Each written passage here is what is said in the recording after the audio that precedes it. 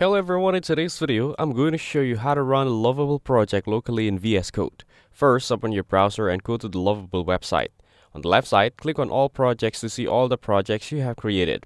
Then, either select an existing project or click on Create New Project to start a new one.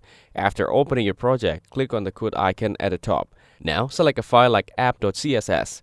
Copy the content of the file to save your work before running it locally. Next, click on the code icon and click on the GitHub icon from the top right corner. Then click on Connect to GitHub. Next, click on Connect Project. After that, click on Add Organizations. Here, enter your GitHub username or email address and your password.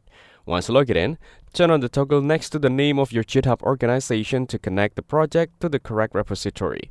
Now, open a new tab in your browser and search for Visual Studio Code. Click on the official website link and then select Download for Windows. Once the download is complete, open the installer and follow the instructions to install VS Code on your computer. After installing, open VS Code and clone your GitHub repository by going to File and then Clone Repository. Next, enter the URL of your synced Lovable project.